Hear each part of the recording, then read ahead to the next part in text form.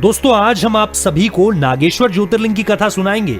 यह कथा शिव पुराण के कोटि रुद्र संहिता में ही वर्णित है। यह 10वां मुख्य ज्योतिर्लिंग है। चलिए जानते हैं इस कथा के बारे में।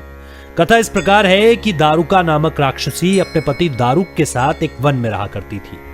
दारुका मां पार्वती के दिए हुए वरदान के कारण इस वन को कहीं भी अपने साथ ले जा सकती थी। उसने अपने पति के साथ मिलकर पूरे जंगल में उत्पात मचा रखा था, जिससे तंग आकर लोगों ने महर्षि औव्र की शरण में जाकर उन्हें अपना दुख सुनाया।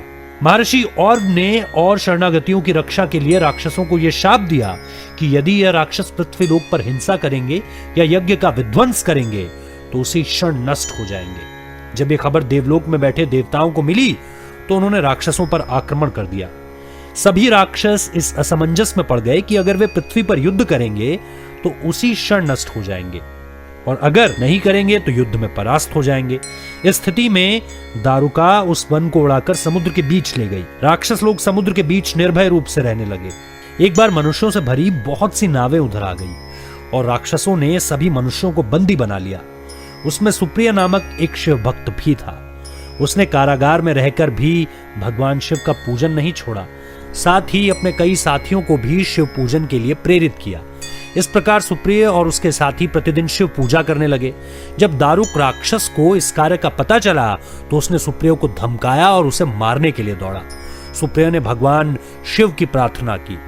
अपने भक्त की करुणा पुकार सुनकर भोलेनाथ एक ही क्षण में प्रकट हुए और सभी प्रधान राक्षसों को नष्ट कर दिया। यह देख दारुक अपनी पत्नी के पास भागा। भगवान शिव ने यह वरदान भी दिया कि आज से इस वन में चारों वर्ण अपने धर्म का पालन कर सकते हैं।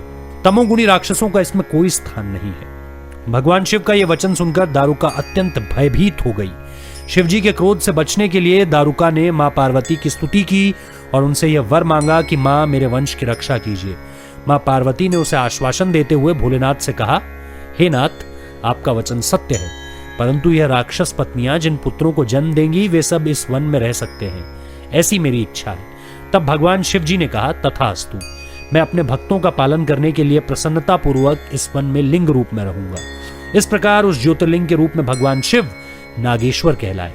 दोस्तों, यह थी भगवान नागेश्वर के प्रादुर्भाव की कथा, परंतु इस ज्योतिर्लिंग का स्थान थोड़ा विवादित है। शिव पुराण और 12 ज्योतिर्लिंग स्त्रोतों के अनुसार यह दारुक वन में स्थापित है, परंतु नागेश्वर ज्योतिर्लिंग के नाम से 3 मंदिर विख्यात हैं। पहला गुजरात के द्वारका में स्थित है, दूसरा उत्तराखंड के अल्मोड़ा में और तीसरा महाराष्ट्र के हिंगोली में। तो दोस्तों, आपको हमारा यह एपिसोड कैसा लगा हमें जरूर बताएं, और क्या आप इस रहस्य के बारे में पहले से जानते थे? कमेंट में बताना मत भूलिएगा। और इसी प्रकार की रहस्यमयी और धार्मिक जानकारी के लिए हमारे चैनल को सब्सक्राइब करें और फेसबुक पर देखने वाले दर्शक हमारे पेज को अवश्य फॉलो करें। जल्द ही मिलते हैं आपसे अगली वीडियो में। हर हर महादेव।